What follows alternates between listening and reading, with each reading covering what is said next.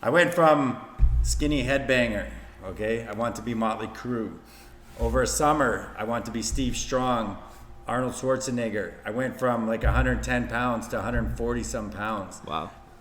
Everybody, the respect changed, my life changed, and that everything changed. Rise and shine, it's T2 time. Yes, it's Troy here. We're about to get into the T2 effect and explain to you what drives us, what helps us help you get into top shape. So yeah, we're at the T2 Effect studio, just doing T2 things. So Troy, what is the T2 effect? The T2 effect basically is T2 is finding out what's right for you, because the effect of what we put together for each individual is going to dictate what that person's effect is going to be.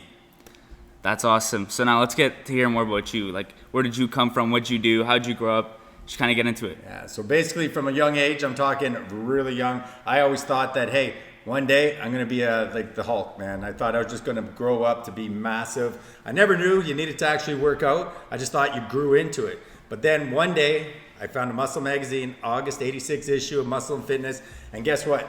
That magazine changed my life because I realized you have to work out, which is a great thing to realize. So from that day till this day, I work out every day to make sure that I was able to get the results. That's insane. Yeah, he's really motivated me to work out too. Like, what was your life like growing up? Like, what really like grabbed you by the neck and like you're caught in this for life? Must have been Arnold, because from my earliest days, I can remember looking at the Arnold Encyclopedia, basically looking through that, dissecting it, deep diving into it. I probably read it 1,000 times, if not more. Once I started lifting weights, I grew tremendously. My first summer, I gained 30 pounds of muscle. Jesus. So that hooked me. After you gain that much muscle and you see how much it changes your life, I went from skinny headbanger, okay? I want to be Motley Crue. Over a summer, I want to be Steve Strong, Arnold Schwarzenegger. I went from like 110 pounds to 140 some pounds. Wow. Everybody, the respect changed, my life changed, and that everything changed. That's crazy. And then T2, where did you get that from?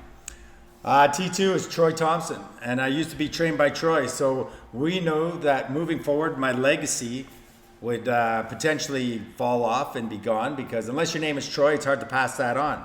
So what we did is we put together T2 so I can brand that, and people can always ask what T2 is, and when they're educated on the topic, it'll say Troy Thompson. So Troy Thompson can live for decades, for thousands of years, like Jesus. Who knows? That's crazy. Yeah. And you're not only, gym enthusiast, training specialist, you're also a business owner, right? Which is just as hard as anything else. Like, working out your whole life and doing the business aspect of things, like it's just insane. I could never do that. But did anything inspire you to really push into the gym owner, right? Because you said you want to be the Hulk, which we can go a whole different route with your bodybuilding and stuff like that. But what made you shape your direction more into gym owner? As soon as I walked into the gym, when I was 12 years old, I said to myself, number one, I want to work out and be a bodybuilder. Number two, I want to own a gym. So there was little, there was no plan B with me. It was all in on owning a gym. Everyone said, you're not going to own a gym.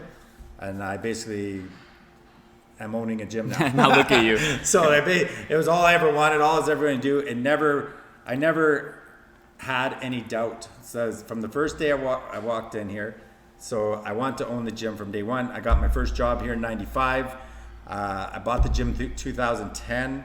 And during that time, like say the first days, I did everything I could to research how to run a great gym and to become a great bodybuilder, and married them together, and it became T2.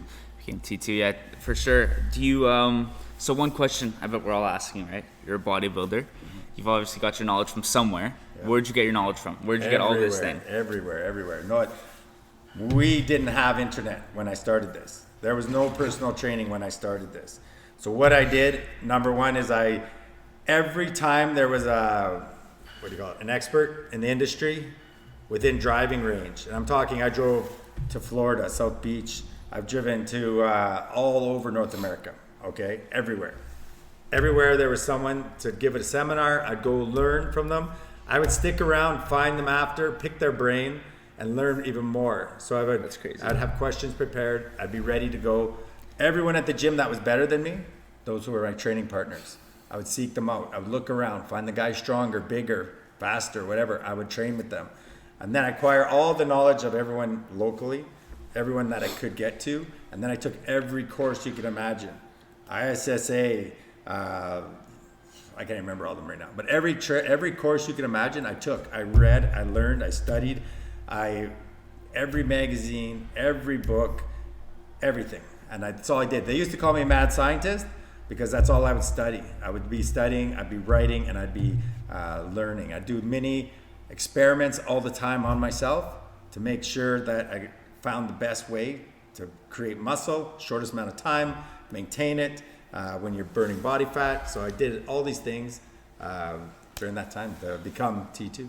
That's great. I mean, so you're talking lots about studying, right? And when you initially ask someone about studying and stuff, they're talking like education, right? On paper. What was your education like? Like what? High school. High school. Yeah. For sure. And they kicked me out of high school. Oh my. So I mean, you heard it here first, though, right? Like Yeah. you don't need high school. You don't need university, college, whatever it is, wherever you are. I mean, you could do a lot with just your brain and the internet now, right? That's right. With Troy that- did all of this without the internet. That's Now right. imagine how easy it is with the internet and stuff. The internet, I'm glad it wasn't around because it allowed me to have a lot of life experiences. It allowed me to travel. It allowed me to make a lot of friends to this day that I have, from Dorian Yates to Brian Batchelor, you name it. These guys I would never have met if it was internet. I would have just been reading about them and on that level. So I was able to meet the best of the best in person. And it's just an awesome opportunity that I didn't have the benefits of having the internet are great too, but I'm just glad it came later in life. Yeah, for sure. So, of course, my mentor is you. That's why I'm here right now with the podcast. Who was your mentor growing up, and what motivation did they give you?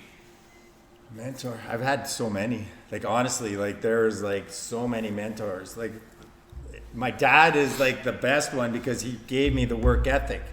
So he taught me to, you know what, you finish a job, you do it right, you do it fast, get it done, and don't like never half-ass anything. Like, you know, get it done right. So that is the foundation of everything. And if you have that core foundation, now you just apply that to whoever you meet all the time. So I took that and I brought it to, like, say, 6-time Mr. Olympia Dorian Yates. I put that to work with the Arnold Encyclopedia. I put that to work when I started working my job at the gym, so that number one, they're not going to fire me. Number two, I'm a huge asset and they're going to keep me going. So the basic is you got to work hard at the beginning. So my mentor is my dad. And then I learned from every other mentor, from 6-time Mr. Olympia Dorian Yates, Terry Hayes, you name it. These guys are everywhere, all over the gym, all over the world. I had so many mentors. I basically, like, the list would go on. Yeah, so it'd be forever. Every podcast could be about a mentor. Literally. Yeah. So, do you think that, like, let's say you could talk to your old self. Yeah. Would you change anything? Would you do anything different? Yeah. Well, the thing is, I'm a better coach now, right? So I've learned a lot more. So I love the fact that I did what I did. It made it who I am. And the stories I have are phenomenal. The reputation that I have in the gym is like unreal. Like, I love hearing a story when someone comes and says, man, I remember one time I used to think I was so strong until I seen you working out. Or I gave you a spot one day and I felt the power coming off you. Like, you're squatting like 600 pounds. And the guy standing behind, he goes, I was standing behind you, and he goes, all I can feel is your power. Like, you know, there's awesome stories like that. But I would go back. There's a lot I would do different, definitely, to save my joints, because I spent my life doing a lot of things wrong, where now that's why I'm such a good coach. I'll teach people how to do it right. And I take that knowledge and I would be able to probably be a lot bigger than I was. And I got up to like 300 pounds. Yeah, you were huge. And so, with that said, I really believe I could have been bigger. Yeah. And then at the same time, it would have been a lot safer. It would have been a lot safer for you. I mean, Yeah. so basically what you said is use your mistakes that you made in the past to make sure everyone that you currently train or you coach does it better than you did. That's right. Yeah. Because what I did in 10 years, I can have someone do in 2 years. That's awesome. Yeah. So, growing up, your goals were probably get huge, turn into the Hulk, right? Just one of those, you know, Yeah. go to the gym, become a gym owner. Do you have any goals for you now, right? At this age, middle age? My goal now, is like it's more like business goals, like setting up like automation funnels, stuff like that, so that I can help more people.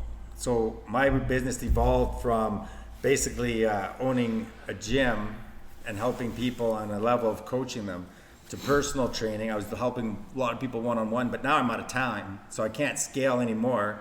Then I built my boot camps and my combines. That's so I can help more people. And now, if I can automate, I can even help people all over the world. Basically, you know what? I see a lot of people now with diabetes, everything. Like they're on blood pressure pills. They're on everything.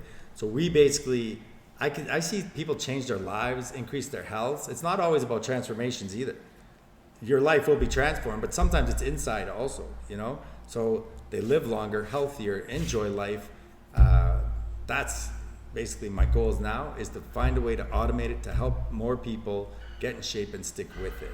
So, and that's exactly the T2 effect, right? Is like they don't have to be here in Sudbury, Ontario, because our team that we have built can help you wherever. Exactly. Right? We just need a system to do it. Yeah. So I also read up in that you had an accident before. Yeah. You had a pretty bad accident. I saw it. There's videos all over the place. You could look it up. And do you want to talk more about that? What led up to that? The recovery? Let's put it this way. They'll sum it up. So I moved to Toronto for 5 years, 6 years. During that time, I had a lot of injuries from all the bodybuilding and stuff previous, and more like physical activity, like from football, hockey. I only really got hurt in hockey, and then heavy lifting. So by the time I moved to Toronto, training wasn't fun anymore. Okay, I was hurt. Everything hurt. I couldn't do anything without it. It hurt my shoulder, my knee, my hip, my elbow more than it would hurt the muscle. So I didn't work out much during that time. Then I moved back to Sudbury. Like, this would be a great long story. So This is the short version. It's still long. Yeah, for sure. I moved back to Sudbury. I started working out. Like, when you're here in this environment, in this atmosphere with powerful people, it's something that's in me. It's kind of like the Hulk woke up and I started lifting. And I went from zero, meaning I could barely lift 100 pounds on my squat when I came back, because I had sciatic nerve problems. I had everything. And I just pushed through, and I said, you know what? If I die, I die type thing. And I just pushed hard. So I went from barely being able to stand up to squatting over 600 pounds again to I'm going to go to Ottawa and watch Ontario's Strongest Man. In that time, I did some strongman stuff. Okay. And I went to go and watch to learn from the best that I could at the time. That's what I do. I go and absorb the knowledge, learn from this, take their knowledge, and go back the next year and dominate. That was my plan. So I showed up there, and they go, we need an extra guy. Oh, my. And I said, I'm not prepared for it. I've only been working out for like 6 months, and I'm thinking I went fast track, man. I went from 215 to 265, 6 months, loaded up, big, strong, but all stuff I never did before.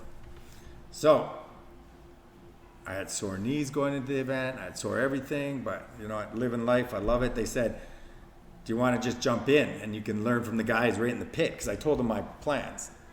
And they go, and I said, okay, I'll just jump in there. No, at first I was hesitant. I said no, and they go, well, you know what, honestly, just do it. What's the worst thing that could happen, right? Because if I told you right now, try to lift 500 pounds, just not going to lift it, right? Yeah, it just won't move. So, and you think that's what's going to happen. It wasn't a heavy weight at all. Like, you know, even though it was a car per se, I was lifting cars since I was 12 years old. So the car itself wasn't heavy. Now, when I went to lift the car, I had bilateral patella tendon ruptures, okay?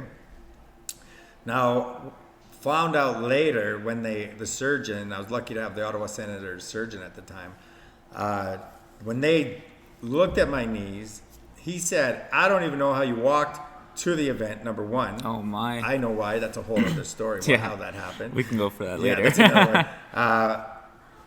So he said those legs were going to bust, and the patella tendons were going to rupture at any time. So I might have been walking downstairs at your house, and they could have ruptured. They were that shredded, he said. So he goes, you just went there and you attempted to lift, and that was the moment they popped, because there was tremendous pressure on the patella tendon, right? So that's what happened. It was like a fluke incident. like, you know, and like I wouldn't have, it would have happened eventually. Like the guy said, they're already torn, but I'm glad it happened there. It was a cool place to happen. Yeah, exactly, for sure. But I'm wondering, did they cancel the event after? No, imagine the guy standing up behind me. Oh my, that's ready to go for it too, and you just saw you snap both. Yeah. Imagine if you're like bigger than him too. It would have been hilarious. Oh, yeah, well, that's the thing. With strongman, it's not always big guys. Like I was bigger than a lot of them, but they were like, they're like everyone's strong when you're at that They're level. strong, yeah. They're all like just huge. Like even Yeah. when you watch the Olympics, right? Yeah. They're all just like big. They're not like toned. They're just huge people. Big dudes, yeah. So is there? I feel like this really shows who you are, right? So you started off, you know, young kid. Probably like did you before the gym? This is the last question. Before the gym, did you have like a sense of direction? Did you want to do something that gave you a motivation or like a passion as hard as the gym like kind of pulled you in? No, nothing for sure. But I wanted to be. This is where my life went. I was Motley Crue, Vince Neil, Tommy Lee, or I was Arnold Schwarzenegger. So this is where my life forked. Okay. So I had drums and guitar, didn't quite catch on. Then I got a weight set from my cousin Chris and never stopped working out. So all I say is imagine if I became a really good drummer, who knows where I would have ended up. This might be a different podcast. Exactly. You know? Who knows if we'd even be here? Exactly. I would probably go see some really cool concerts though if you're a good drummer. Exactly. Free tickets. I love music. To this day, I love music. Yeah. I love every song. I could sing every song. But at the same time, I'm glad it went the direction I went because I love helping people. That's why I really believe I was put on this earth to listen to people, help people, and to guide them to make the best choices possible from living a full life with experiences that I can tell people what not to do because I did it. For sure. And I could give them the best advice that I can to guide them so they make minimum around mistakes as possible. Okay, for sure. I mean, that's crazy though. Motley Crue. I feel like it's just two different sides of the spectrum. Well, I used to look at a picture of Vince Neil in my bedroom and think, that guy's huge. I want to be as big as Vince Neil. And now, So now you're bigger. But that's how small I was. Yeah. If he looked big, that's where it's at. That's funny. So, who can the T2, like, because we call this the T2 effect, right? Yeah. Who can the T2 affect? Everybody. Like that's how in 2016, Muscle Insider awarded me Canada's top trainer because I could train an absolute beginner that's never been in the gym to an NHL player who is going for tryouts at the Montreal training camp. So it's like, or Ottawa Senators training camp. So that's what T2 is, okay? It's everyone in between. And if you want to exercise, I will help you make sure that you, get in shape properly, don't get hurt, because I know the way to put the proper workout together in the proper sequence flow to minimize your time here, to maximize your results so that you can enjoy life, stay in shape, and not spend 2 hours in the gym like most people do. 2 hours. I see some. I'll walk in and leave, and I'll be like sore, and I'll see some people that got there an hour and a half before me that are still there. Which is So I feel like this is a pretty good podcast. This is our first one, so let us know on awesome. Facebook page T2 Training Systems. You could like us on Instagram. There'll be all linked in the description and stuff. But thank you, Troy, for coming on. This is awesome. We look forward to sharing the stories. Yeah, there's so many stories. We'll be coming back with these as much as we can. Both really busy people, and thanks for being on, Troy. Thanks, Colby. No problem. Right on.